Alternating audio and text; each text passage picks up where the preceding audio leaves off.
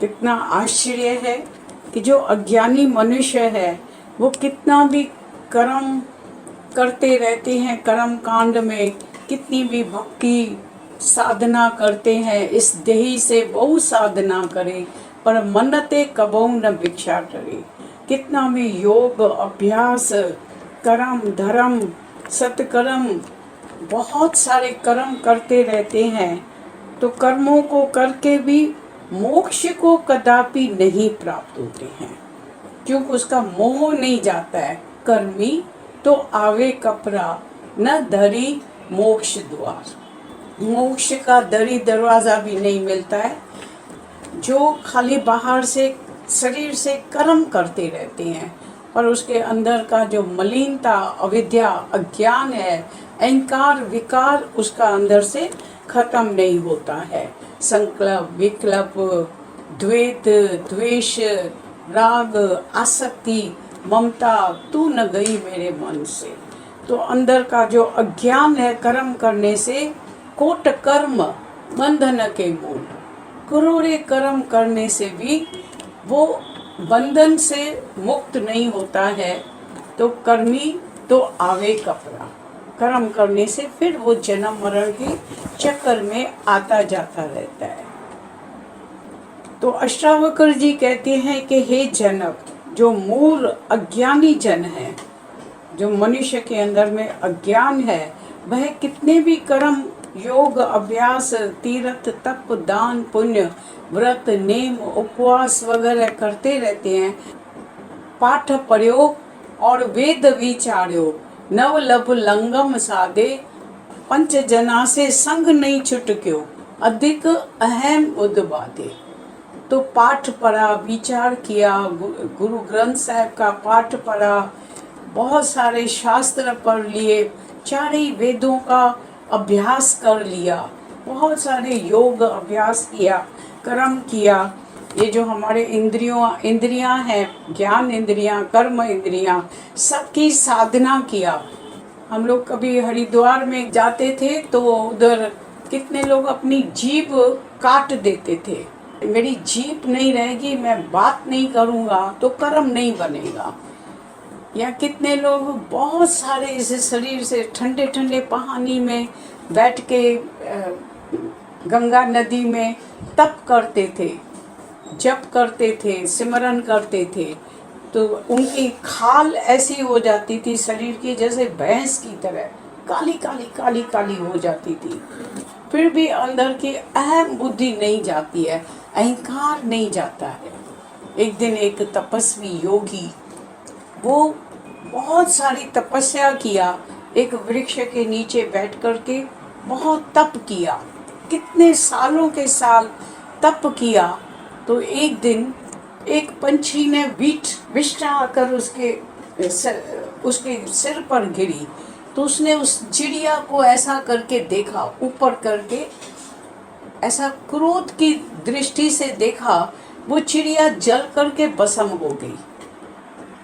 बस बोला अब मेरी तपस्या में इतना बल आ गया, शक्ति आ गई है, इतना मेरे को तपस्या का फल मिल गया है कि मेरे देखने से वो चिड़िया भस्म हो गई, जल गई, अब मेरी तपस्या फलीभूत हो गई है।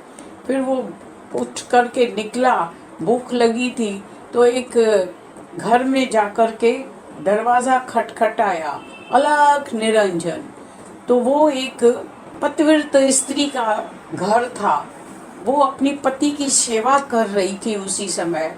तो थोड़ी देर हो गई दरवाज़ा खोलने में, तो वो उसको ऐसा देख रहा था क्रोध से, जैसे कि उस पर बहुत नाराज़ है, उसको जैसे बहुत श्राप दे रहा है। तो बोला मैं कोई वो जंगल की जिरकी नहीं हूँ, जंगल की चिड़िया नहीं हूँ कि जिसके ऊपर तुम क्रोध करके मेरे को जलाना चाहता है, भस्म हो जाऊं। मैं पतिव्रता स्त्री हूँ, मैं पति का धर्म पालन कर रही थी, कर्म कर रही थी, तो इसीलिए मेरे को थोड़ा सा विलम्ब हो गया, आने में देर हो गई, पर मैं पतिव्रता स्त्री हूँ। एक पति के सिवाय मेरा ध्यान किसी में नहीं रहता है, परमात्मा के सिवाय मेरा किसी में भी ध्यान नहीं रहता है। हैरान हो गया कि ये घर बैठे इसको कैसे मालूम पड़ा कि मैंने चिड़िया को जला दिया। तो बोला और कुछ जानने का अंदर में शौक है, ज़रूरत है, तो सदने कासाई के पास जाओ, वो तुमको सब बताएगा। वो बोला सदना कासाई, उसके पास जाकर मेरे को ये बात पूछनी पड़ेगी, ये सीखना, ज्ञान लेना पड़ेगा। तो बोला हाँ, उसके सदने कासाई के पास जाना पड़ेगा। तो उसी समय वो सदना कासाई अपना दुकान चला रहा था। बोला इधर बैठ जाओ, वो पतिव्रता स्त्री ने तेरे को भेजा है ना मेरे लिए, अभी इधर बैठ जाओ, मेरा काम पूरा होगा फिर हम घर चलेंगे। तो उसको हैरानी हो रही थी कि तभी ये मोबाइल भी नहीं था, कोई टेलीफोन नहीं, कुछ भी तार चिट्ठी नहीं, और इसको सदने कासाई को कैसे अंदर की वायरलेस पहुंच गई कि वो कहता है कि पतिव्रता स्त्री ने तेरे को भेजा है। चुप रहा। फिर वो जब काम पूरा करके अपना दुकान बंद करके फिर वो घर उनको लेके आया और हैरान हो रहा था कि कैसे वो पहले आदर सत्कार करके उसका जैसे अतिथि का उसको बिठाया किया और अपना खुद वो स्नान पानी करके ये करके उसको भोजन कराया, ये किया, माँ बाप की सेवा किया, ये किया। तो बोला बाहर से खाली तप करने से अंदर का अहंकार नहीं जाता है। तो सच्ची तपस्या है गृहस्थ में, जो अपने मन और इंद्रियों को वश में रखता है, वो सच्ची तपस्या है। जो अपनी आत्मा को जानता है तो वो सबको जान लेता है। जिसका मन शुद्ध पवित्र हो जाता है, तभी अभी बताता है कि पाठ पढ़्यो वेद विचार्यो नवलभ अंगम साधे पंच जना से संग नहीं छुटक्यो। उसका क्रोध अहंकार वो नहीं गया, अधिक अहम बुद्ध बाधे। उसका अहंकार और भी बढ़ जाता है कि मैं योगी, मैं तपस्वी हूँ, मैं जानता हूँ, मैं इतना सत्कर्मी हूँ, मैं शाहूकार, मैं सत्कर्म करता हूँ। जैसे गीता में भी भगवान कहता है, हे अर्जुन मैं तुमको ये ज्ञान विज्ञान सहित देता हूँ।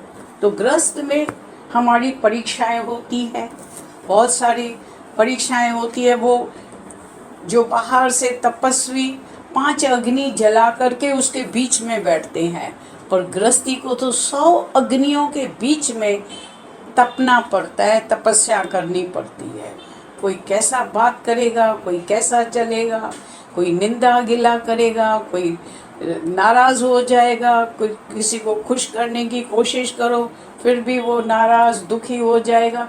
100 अग्नियों के बीच में उसको रह करके मन की तपस्या करनी पड़ती है, भट्ठी में रहना पड़ता है हर समय हर पल। परंतु जिसका अविद्या मल दूर हो गया है, जिसके अंदर का अज्ञान, अहम बुद्धि, अहंकार खत्म हो गया है, ज्ञान से अविद्या अज्ञान दूर हो गया है, वह केवल विज्ञान मात्र से मोक्ष को प्राप्त हो जाता है। वो अंदर से निरीक्षा हो जाता है, आत्मा का अनुभव हो जाता है, प्रैक्टिकल ज्ञान होता है। गृहस्थ में हर मिनट हर पल परीक्षा होती रहती है, हर सेकंड में अपना मन विचलित तो नहीं होता है, कोई अपोजिट चलेगा। एक एक मिनट में हर एक के सामने परीक्षा लेने वाला कोई न कोई सामने भगवान आता है कि देखें इसको क्रोध आता है, इच्छा होती है, लोभ होता है, मोह होता है, अहंकार आता है।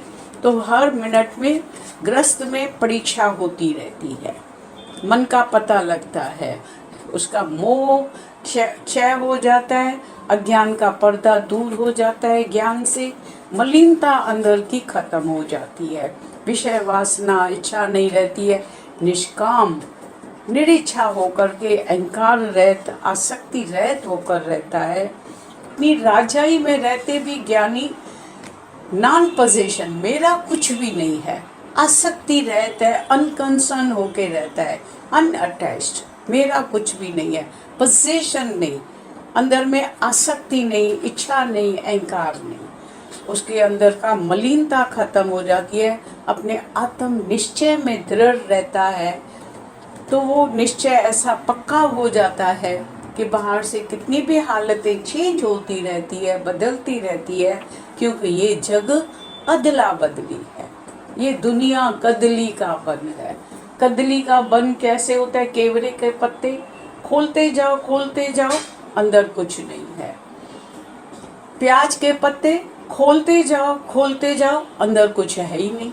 तो निराकार रूप में जो साकार सृष्टि सारी, वो देखता है कि जहाँ का निराकार रूप परमात्मा ही परमात्मा है, इतना विस्तृत विस्तार, इतना बड़ा रूप है। Everywhere is God and everything is God, all pervading is God, the whole world is filled with God. तो सारी दुनिया भगवान से छाई हुई है।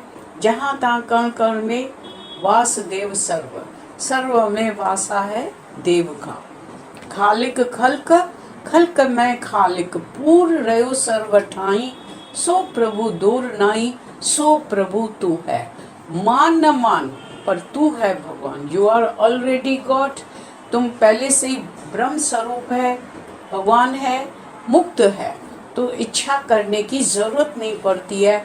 विज्ञान अंदर में अनुभव हो जाता है, निश्चय पक्का हो जाता है, तो अंदर का अज्ञान निवृत्त हो जाता है, अज्ञान नाश हो जाता है।